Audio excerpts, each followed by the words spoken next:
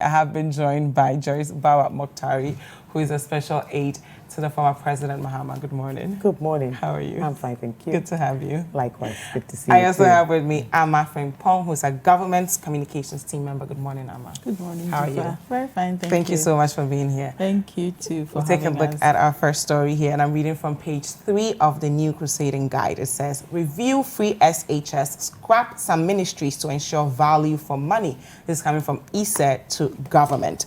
A senior research fellow at the Institute of Statistical, Social and Economic Research, ISE, at the University of Ghana, Dr. Charles Aka, is asking government to take a hard look at some of its expenditures in the face of domestic revenue shortfalls. I'm going to quote him now, and he was speaking at ISE's launch of the 2018 State of Ghanaian Economy and the 2019 Mid-Year Review. Dr. Aka says, we are asking government to look at efficiency on the expenditure side and prioritize efficiency as well. We have seen that the government is sacrificing capital expenditure for goods and services. The capital expenditure is needed for growth, as this is the money that goes into infrastructure development, etc. Government is rather spending money on so many initiatives. If you don't have enough resources, shouldn't we begin to discuss the free SHS program and look at whether it should be free for everybody or whether we should go and do a proper targeting and support the poorest household? He goes on to say that shouldn't we discuss some of the ministries we have and see whether we still need them? For instance, the Ministry for Inner City and Zongo Development, what are they doing and what value are we getting for the resources? Can these issues be tackled by the MMDAs without necessarily having a ministry?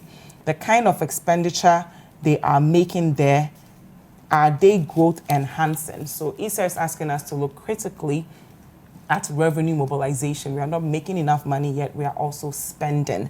And we need to begin to question some of the ministries we've created and start asking if we're getting value from them.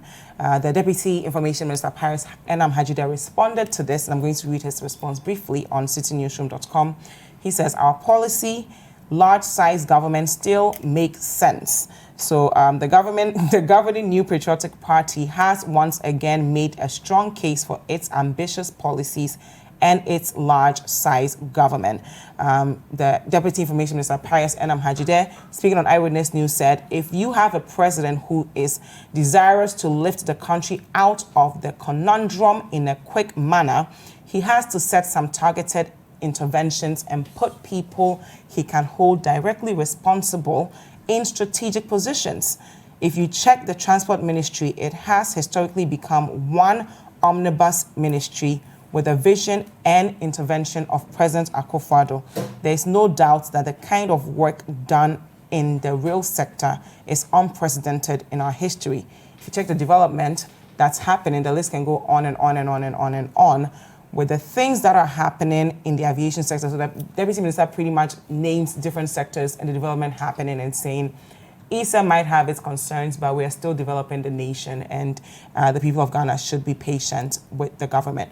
So, Joyce Bawa, I'll start with you on this one.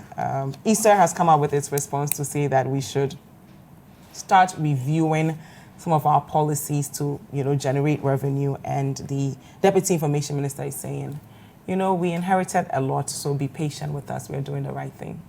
Well, thank you very much, Dziffa. I was expecting that the government spokesperson is here, that you would speak to them first. So even though I'm not the host, I don't know what the instruction should be, but I believe that on this occasion, maybe they should actually be opening the discussion.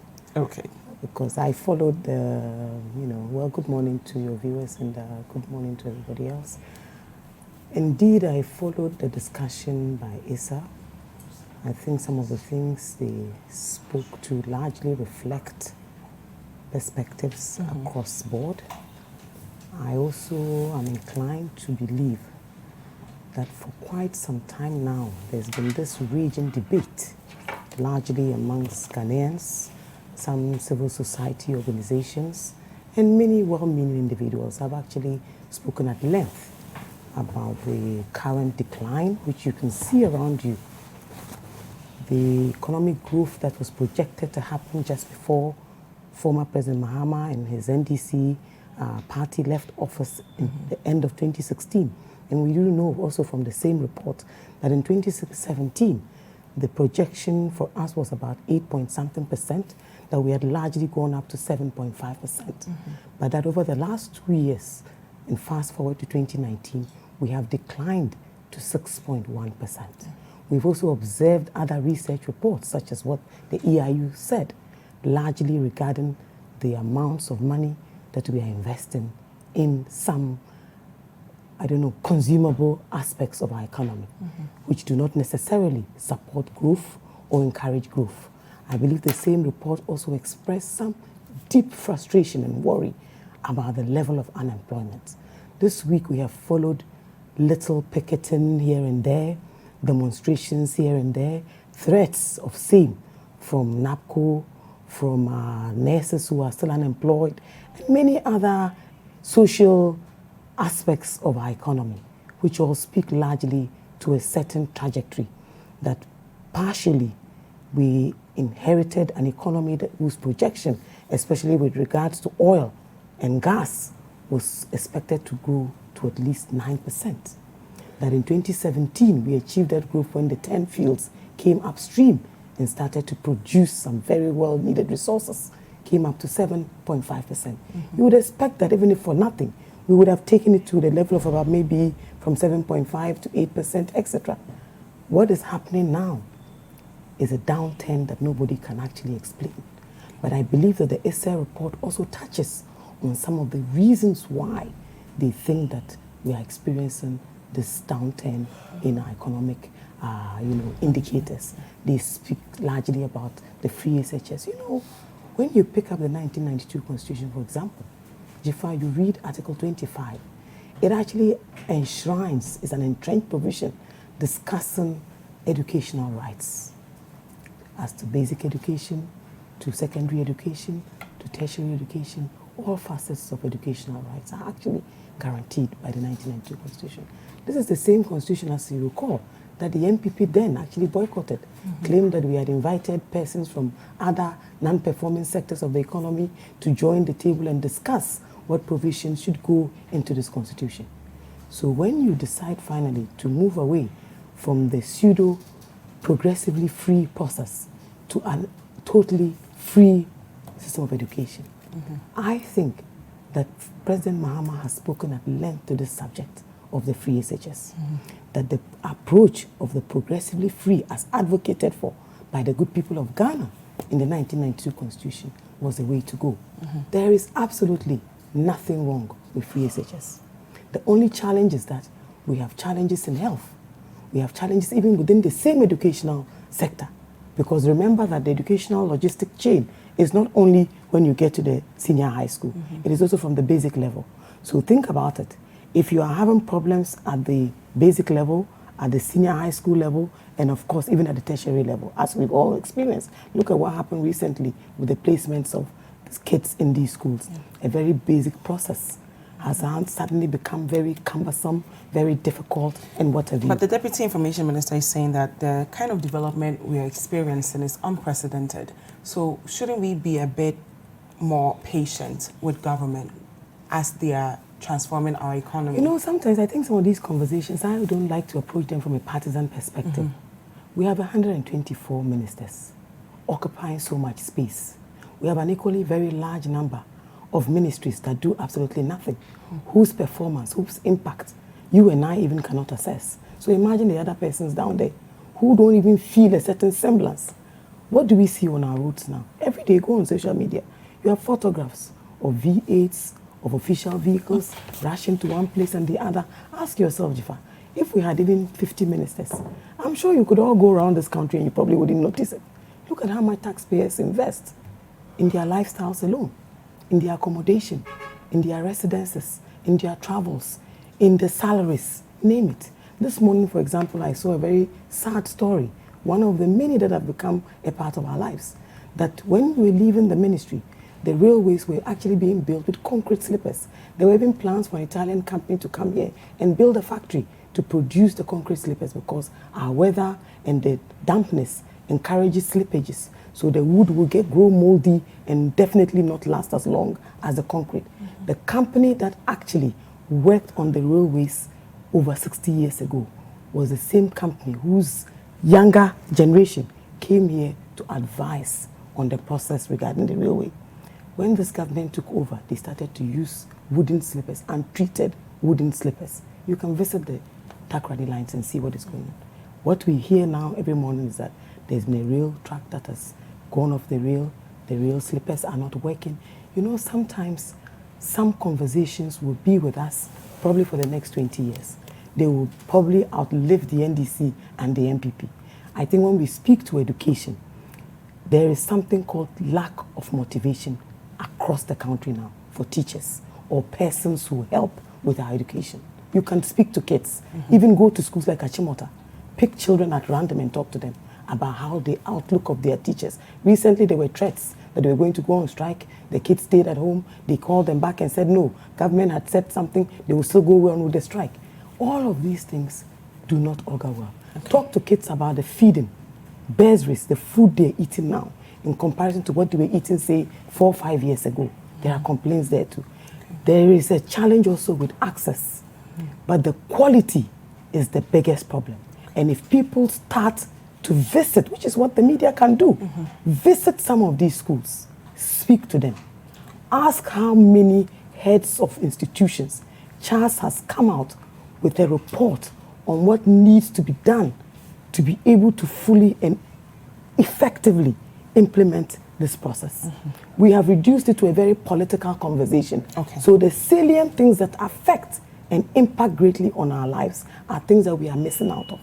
Are we just looking for wholesale mass production from schools, or we are looking for a system where the chain from basic to senior high school to tertiary and other arms of it are all readily available to receive from one step to the next? Thank you. I think that suddenly the economy is actually stagnating. The government is totally over-bloated.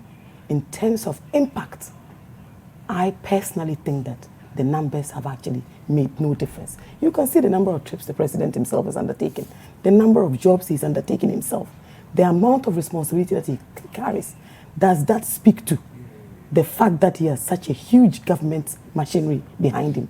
I've just heard that a new committee, a steering committee, is being set up by the finance ministry as an energy sector recovery steering committee. I heard about the president inaugurating a Sigma something governance board. More bureaucracy, more government machinery, a totally overfed, overemphasized, and totally overrated administration in terms of the numbers. I think I should give Amma a chance. I see no benefit in terms of, I think a government that campaigned on protecting the government purse can certainly do better. Thank you very much. Amma, good morning again. Good Your morning. response to ESER's findings as far as evaluating some of our ministries and even asking ourselves if they're providing any value for us. Okay. Good morning to everyone watching us. Good morning to Joyce. First and foremost, before I go on to it, Joyce made a point about the railway sector. I can say for a fact that the wooden ones that she's talking about, they were treated and they are not being used on the new lines. Okay. The new lines have the concrete ones that she's talking about. Okay. The same Italian company that the previous administration used is the same one that we are using now. The ones that have the wooden structures are the old tracks that were renovated. They came with the wood already, and they were built in a certain way. So to use concrete on that ones meant you had to remove the whole underlying ones, the foundations of it. So those ones were continued with treated wood. Okay. So I can. And they're not causing any accidents or anything. They did trials. They've had some of them, because I live right behind a rail track on the Amasaman stretch, the one that goes to Insawam. And they do the trials because they wanted to test them.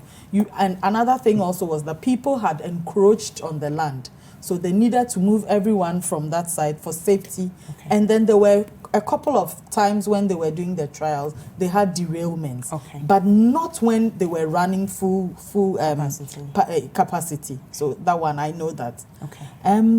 ISA, I think we all, government has always said that it welcomes criticisms, more dialogue. So they've had their 2018 outlook, and this is what they've come up with. As a government, we listen to everyone who talk, irrespective of what your ideas are, whether you agree or disagree. So we welcome these suggestions from ISA. But when you speak on education, let's not sit here and make it as if our educational problem started on 7th January 2017. We've all been through the cycle. When you talk about food in dining hall, yes, I'll go that way. We all, when we went to boarding school, we all complained about it. We ate and we gave the food that we ate names based on how we enjoyed it or how much we didn't look forward to it. So it's been a system that has gone on. Previous governments till now have all made efforts to improve on our educational system. There's no government that has come in and said, oh, I'm not going to touch on it. Because day in, day out, we are improving. We are moving from one step. The world is growing. Who would have thought that in October we would have a whole month full of rains? There's a system. We are growing. Climate change. We adapt to it. So this is where we are with free SHS. It is a social intervention policy that gives every child the opportunity to go into secondary school, irrespective of your social status, your living conditions. You know, it is that. So it will be expensive. When the government of Nana Dankwa Akufo-Addo brought about this project or policy, they had people that went through it, thought about it, and knew that, yes, it wasn't going to be just like that. Funding had to be found from somewhere to make sure that that policy succeeds, which is what we are doing now. Nobody is saying that it hasn't come with its teething problems. Even policies that have gone on since pre-colonial systems till now, some of them still have problems that are being worked through. It's a growing phase. We are going from one stage to the other. If they are saying that, yes, it is expensive and we should review it so that people that can afford it can pay. Especially since we need to focus on mobilizing revenue, right? Several times, and I agree with that point. If you are telling me that review it so that people that can afford it should pay, and we go to school, and I know that I have paid for the school fees, and person B hasn't paid for it, automatically there's going to be that level of thinking of being superior, for lack of a better... Not necessarily, because I interviewed the Deputy Education Minister, and he has the background of even charter schools, and he admitted that there are places in this world where students are given free education based on their parents' income. But you're not discriminating against them. You're just saying this person has a need, so we are funding them. At this point in time, the president says discrimination or no discrimination. This is my focus. But can we afford that bill, especially since we can't mobilize enough revenue? Revenue shortfalls does not mean that free SHS should be reviewed. Okay. There are ways that the government is working around to ensure that the budget for free SHS is approved or it goes on, plus other things as well. We've heard several times that, yes, revenue shortfalls. The new GRA board chairman has spoken about it. He's been giving ideas on how to go about it or what to do to ensure that we don't have the revenue shortfalls. If that is the case, then there's another topic to be discussed. How do we go about improving our revenue targets? How do we go about making sure that we meet our revenue targets? Is there a gap, or are we missing something out there? Reason why we are not making these targets? That's a whole topic. But to say that because you've done free SHS, it means have we done enough to mobilize revenue to take care of ourselves as a nation? Because we were going to go from taxation to production, right? And we're still taxing people. If we're not meeting those revenue targets, how do we get the money to fund free SHS? Taxation is not going to go away. But it is in your manifesto that we're going to go from taxation to production. Which is where the one district, one factory and the industrialization project. How much revenue have we gained from one district, one factory so far? At this point in time, I do not have any figures to show that. But Rome wasn't built in a day. Okay. The fact that let's say right now we've had some of the factories working. So at the end of the year, they are going to present their figures to GRA or the GRA, that's where they do the tax return. So they are going to be able to say that since we started production from, say, 2018 till the end of 2019, this is how much money we've made, this is how much tax we've paid. Even if it is 100 cedis. It has gone into making our revenues or our tax go up.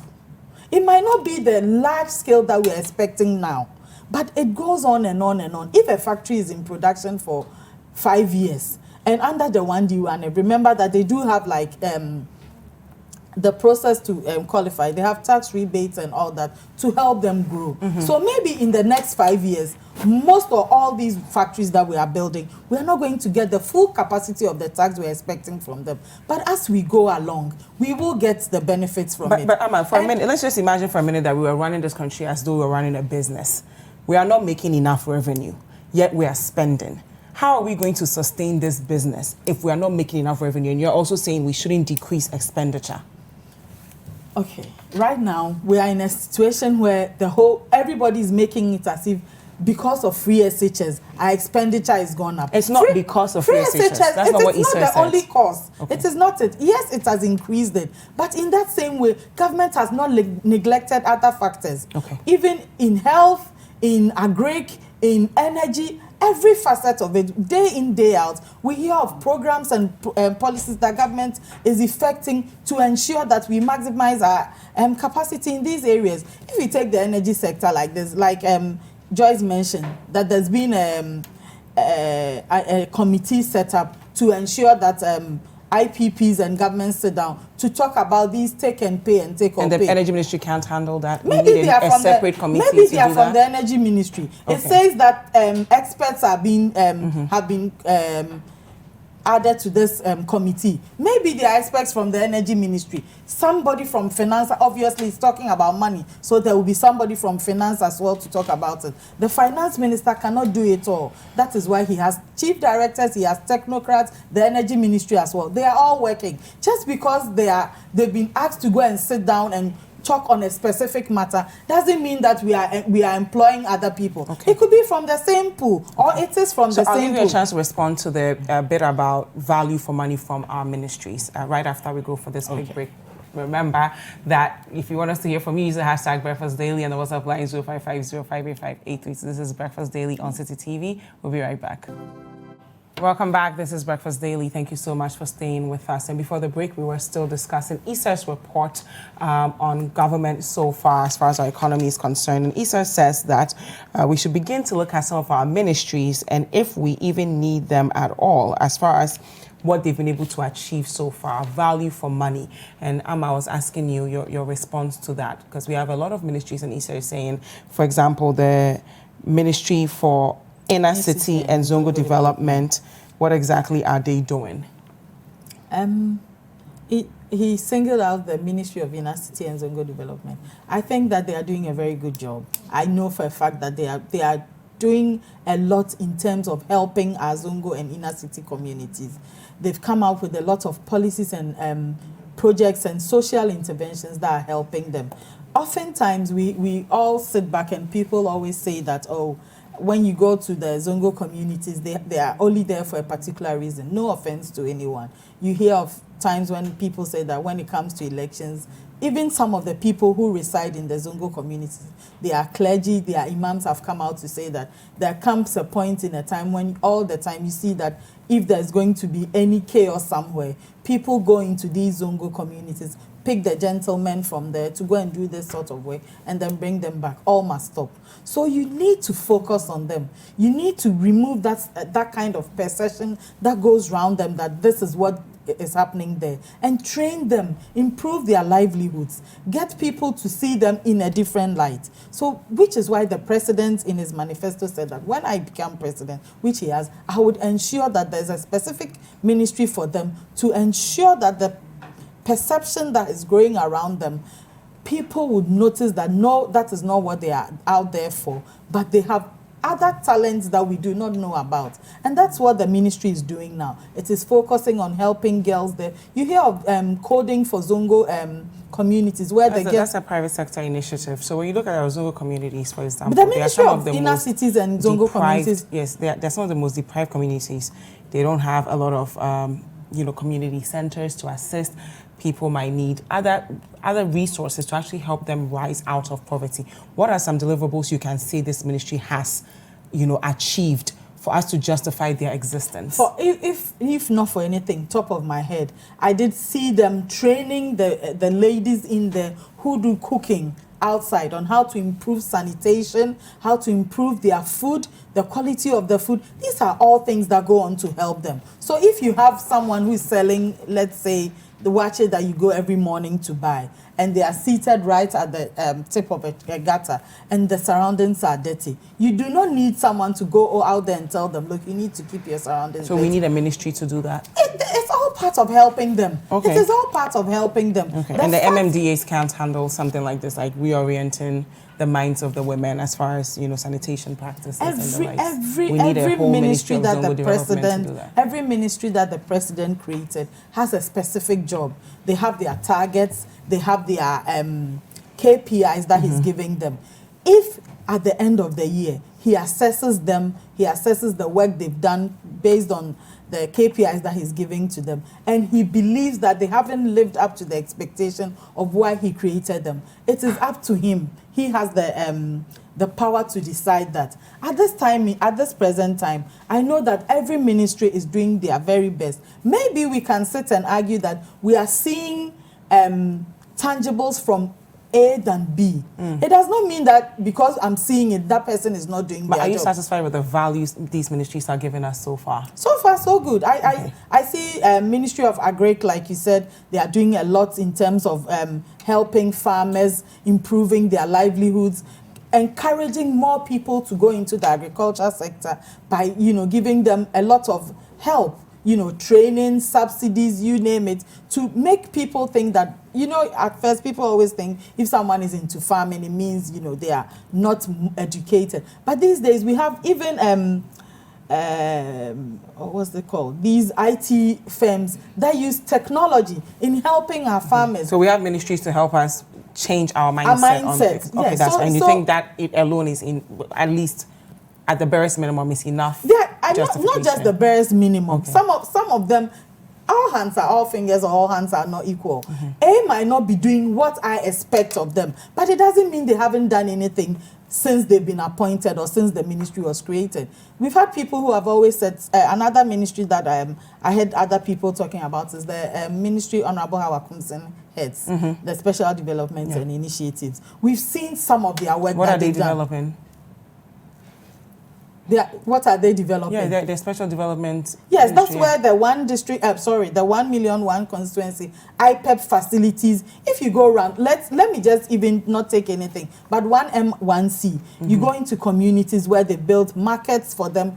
Hitherto, people were sitting out and complaining that when it rains, they don't have sheds and all that. Markets have been built for some of them in communities. Some communities or most communities have their institutes. Which communities are these? Because earlier this week, we did a report of Kumasi Central Market, people suffering from fires because the places they are operating as a market isn't even fit to be a market. So I think it will be helpful to hear some of these markets as that they've developed. Let me, when Joyce is making the point, by that time, okay, you research it and get research. Okay. I have them, but you mention them. Mention awesome. them. So Joyce, let me just end, please. I'm just saying that every ministry that has been created or every ministry that's working, another Ministry of Railway Development that we're talking about, they are doing a lot there. What specifically are they doing that we can say because of this we justify their existence? Well, for starters, almost all the rail lines that have been rehabilitated are all under this ministry. I always use the one that I see every day because I live on that stretch. From about end of 2016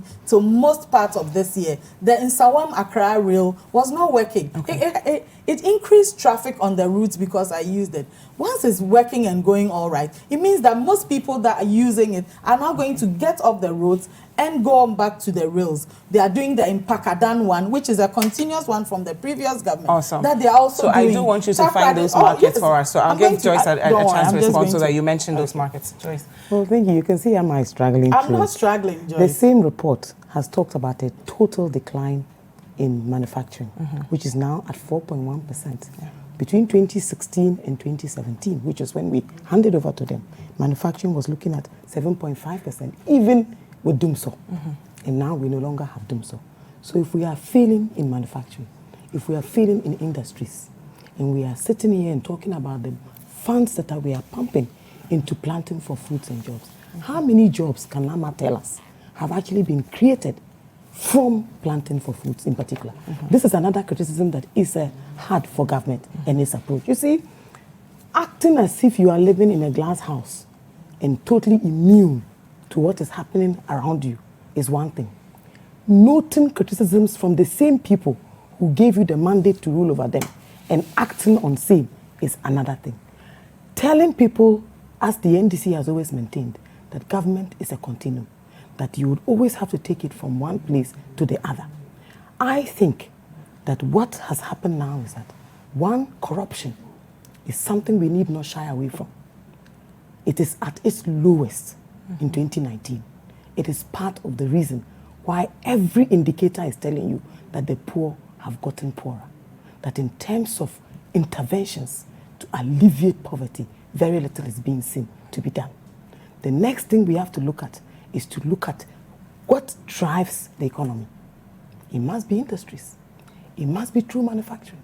If you inherited a 7.5 manufacturing industry, which was poor anyway, and now it's at 4.5%, it has declined because you are focusing on a certain dream of a certain $1 million that we don't know where you are going to take from. Rightly mentioned one district, one factory. Absolutely. If you start a factory today, it will take time to actually see the benefits of the I am operations. sure that when President Mahama was actually renewing and refurbishing and rehabilitating those factories, we didn't believe that it was going to take us 2 years to get profits, but they will employ immediately the factory is completed. So even if for nothing, people will start to get jobs in those communities. I'm sure you listened to Madam Hawa Kumsin a few days ago on the floor of Parliament. Even for someone to go to Parliament and take questions, because she was out of the country, there was nobody.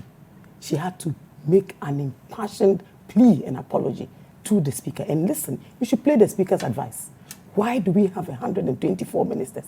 So that when one minister is not there, it holds Parliament to ransom the whole week. It was the fisheries. It was the fisheries Absolutely, minister. yes. Please. So I'm it doesn't it was the matter. fisheries minister. Either way, we have 124 ministers, and you listen to the Speaker. He even gave examples of when he was a minister himself. Look, productivity is at its lowest. We can say all that we want to say. Look at what the progress a country like Singapore is making. Do they have 124 ministers? How big is our population in Ghana? I've recently heard of a country that's even reduced its number of parliamentarians because they are trying to do what? To cut costs. The new patriotic party led by President Akufo-Addo campaigned largely on preserving the public purse. Now, in terms of the corruption, the scandals, there's very little being done to fight corruption. And you heard the report too about the inactive Special Prosecutor's Office. The Attorney General continued to ask for more time. If we continue to weaken state institutions through overly politicization, we will never get the Ghana that we want to see. I think at this time, government agencies and institutions are their weakest. The procurement chief executive, who is on suspension, is still drawing a salary, drawing a fuel, driving a V8. I'm almost certain that it's possible even that you will drive to that office and he's probably still going into work and out. Corruption is real. It's beyond the perception now. Okay. So secondly, let's look at all the other key indicators that are certainly not doing well. Okay. Will just the fact that you go for free education, in some countries even tertiary education is free. Please wrap up for us. How does that in any way improve the economy? How will that improve the lives of the poor? How will that generate enough in terms of industries, in terms of poor interventions? Well, if you're investing in free education, at least you're investing in your human capital, right? So we might not see the benefits now, but eventually we will see the benefits. As I've always told you, check the literacy rates. Ghana has been on a solid trajectory. I am waiting to see what the new reports will be, because indeed, I've checked, there's an EMIS report, a very, very important international report on educational outcomes. Okay. In recent times, Ghana has not improved in any way, even with the introduction of free education. This is a science of data and statistics. Thank you. Government needs to set up. President Akufo-Addo must fight corruption. Okay. He must ensure that the little growth that was invested into oil and gas, which they benefited largely from, we must see it being put to better use than consumption. Perfect. And supporting 124 government or ministers. It is a huge government. It is a drain on the public purse. The corruption is too much. And we can say all the nice things we want to say. People are getting poorer. Thank you very much. We have some messages from you guys that I'll read briefly. Emilia from Asawase says, so upon all the taxes kept on the ordinary Ghanaians, we still can't meet our targets. Are our taxes really going where they are needed or are supposed to go? I think people managing our taxes and its collection must be looked at again. For me, I think Ghanaians deserve better, because what even a day-old child pay to government in the name of taxes? Okay, mistake from inside Instagram says, Issa is right, because the plans for food and jobs is just on paper, but it's not reflecting in the lives of Ghanaians, and this government is good at throwing figures around, which does not do much with the reality on the ground, and also not pocket friendly. Okay, AU Farouk from Tamale says, good morning. If government is not spending, how can the economy be stable? Government must start putting better policies to stabilize the economy. Okay, do we have a policy document for free education and reliable source funding for it so that it can be sustained? Again, what direction is our education system? Humanities, science, vocational, or what? The president seems to be convinced that he is positioning our country for greatness. Good morning, please. My name is Kweku. I think one's revenue determines one's spending. So our government could come clear on the clear streams so as to calm the curious minds that are following the happenings of the country.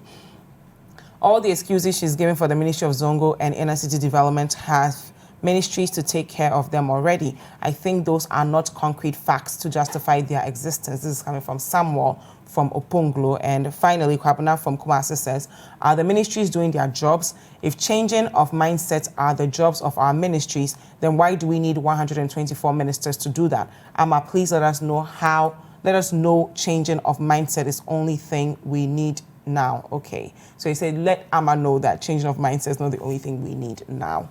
Okay, we have received your messages, but we do have to move on to our second topic here, and it has to do with the floods in the Upper East region. So Agalga warns of looming food crisis in Upper East over devastating floods, and I'm reading from citinewsroom.com. The Member of Parliament for Bulsa North, James Agalga, says there is a looming food crisis in some of the Upper East region following destruction caused by the farmlands and the floods, caused to the farmlands by the floods. So I'm going to quote him briefly. The most threatening issue that we have to grapple with now is the looming food insecurity in the region that is bound to suffer because crops have been destroyed and farms have been submerged.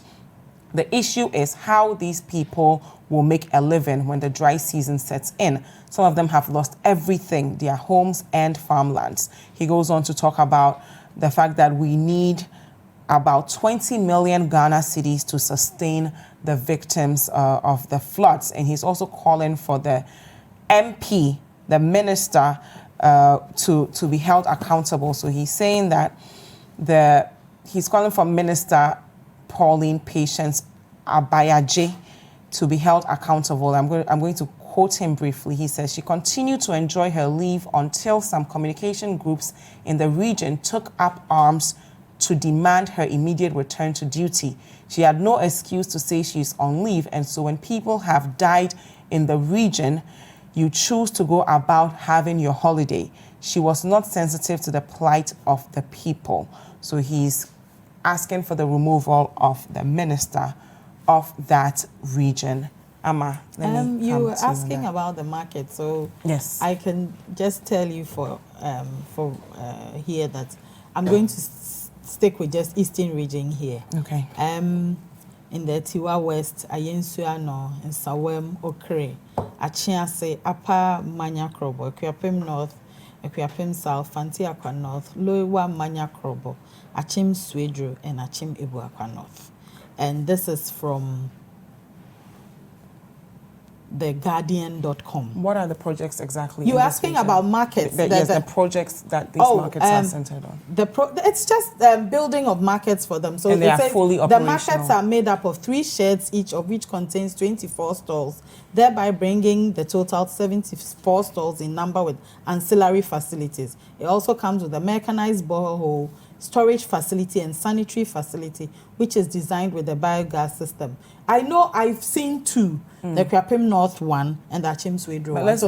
So those are operational I can say that these two, I have been there and I've seen the market women so or the market. Two markets. I've seen, these are two that I have personally been to, and I know that they are functioning. So these two, I can say on authority that I know that they are there, I've seen them. The others are also there, but these... What about Ashanti region, like the KGT market, for example? I think there's one in Asokwa. If you are going to take Kumasi Central Market, for example, as a story here, during President Kufuor's time, he built a market by which is known as the Afiakobi Market.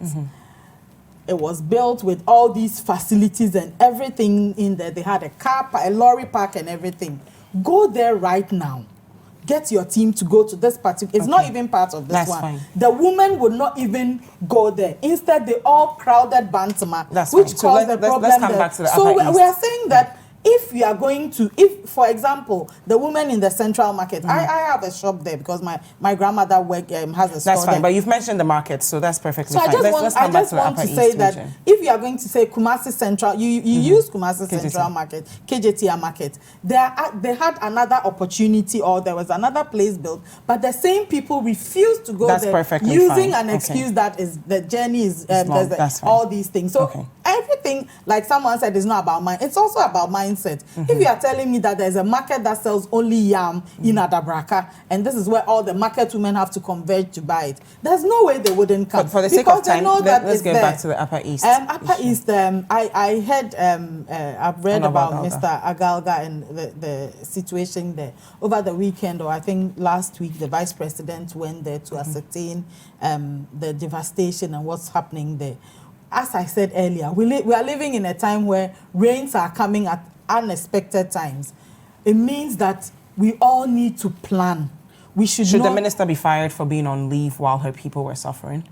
Unfortunately, how was the minister supposed to know that during this particular time that I'm taking my leave, we are going to have rains? She had returned immediately? I don't know what immediately means. That if she... But first thing was she even in the jurisdiction at that time that it happened? So let's say when it happened, she was outside the jurisdiction. Obviously, she would travel and come back there. So if that takes maybe 24 hours or 48 hours, does that mean that she's insensitive to their plight? Before any regional minister goes on her vacations or her vacation to, another regional minister is giving oversight of that particular region. In this instance, I know that the Northern Regional Minister was in charge of the Upper East region. Was he insensitive to their plight at that time? No. Did he have discussions with them? Did he go there to see the situation? Yes, he did. Is the minister for Upper East now at post? Yes, she is. Why would we want to base it on the fact that the person was on vacation? It meant that nothing happened. Because thousands of her people were displaced, right? Yes, and the NADMO official had to come to Accra to source for relief items. Where was she in all of this? So maybe we need to be asking NADMO as well. At that point in time, what happened? But she's the minister in charge of that? But there was someone there who had oversight of it. MP in charge of that area, no?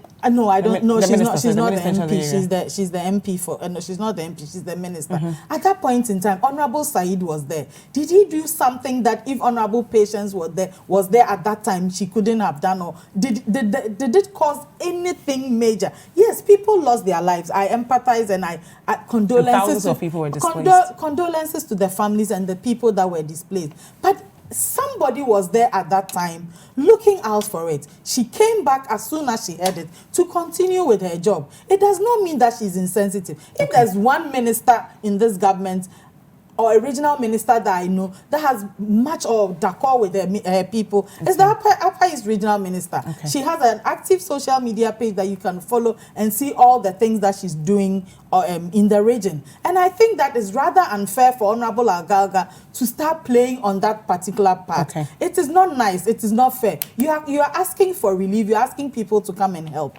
Yes, that's the way to go. All hands need to be on deck. But to single the minister out and say, because at this point in time she was not there, it meant that she's insensitive to them, I don't think that's fair. Thank you. Joyce? Well, I think Ghanaians deserve better. Even having sat through and listened to Amma, we definitely deserve better. I think if this was a change Ghanaians envisaged when they went out massively, stood in the hot sun, under the vagaries of the weather, to vote for President Akufo-Addo, who had begged us to submit, try me and see what I can also do. And then I listened to his communicator this morning speak in the manner that Amma has just spoken. Then you wonder, what really did Ghanaians ask for? Did Ghanaians ask for such insensitivity? Did Ghanaians ask for something to be right for the Eastern region? But the Vice President went there, sheds didn't he? to be built there. I The did Vice say that President was I'm there. reading from the He was Eastern there region. 5 years It ago. does not mean, He was Joyce, there Joyce, 5 years don't ago. be smart. He was It does there- not he mean was that there it's not in the 2 Eastern years ago. region. He was there 2 years ago, my But he sister. went there, he The donated same- some funds for them to get back on their then feet. President, today, President Akufo-Addo, then candidate, and his then running mate, His Excellency Mr. Baumia, check how many times they've been to that same So location. it means they care about the location, no? I said check. The second thing I'll tell you is this, that we are talking about a government that campaigned on sustainability, on lasting solutions, on sharing the so-called tisikano sonsu yenhun bibia. It's the same thing they are still sitting on. You see, I think, in all fairness, we demand better. We deserve better. We expect better, not just from the president and his vice president, but from their communicators as well. That sometimes a certain identification, a certain realization that not all is perfect, not all is rosy, is also very helpful. Something more lasting is required. It may require a certain bipartisanship beyond the insensitive conversation. Agalga is a member of parliament for the area. In fact, his area was the worst hit. President Mahama, as flag bearer, visited the same community too. That is not a lasting solution. I think government can and should do more. But note something, Dziffa. Presently, as we speak, Ghana as a country is almost in debt distress. At 2.5 billion Ghana cedis, 39.1 million US dollars. That is the stark reality. People are crying for jobs. When a responsible research institute that works for Ghana government presents data, statistics, I expect less defense, more action, especially from a government that campaigned literally and figuratively on every little thing, even to the point of desalination of water at Tishinungwa. I think that, like every other well-meaning Ghanaian, we demand more respect for our views as citizens, better communication and explanation for why we are where we are. Above all, I expect a touch more sensitivity, not just from government, because I think in that regard, most of the leaders do very well. But sometimes when we come here to communicate, some things are not for debate. I think that situation in the Upper East region comes from a certain attempt by another country to prevent flooding in its own environment.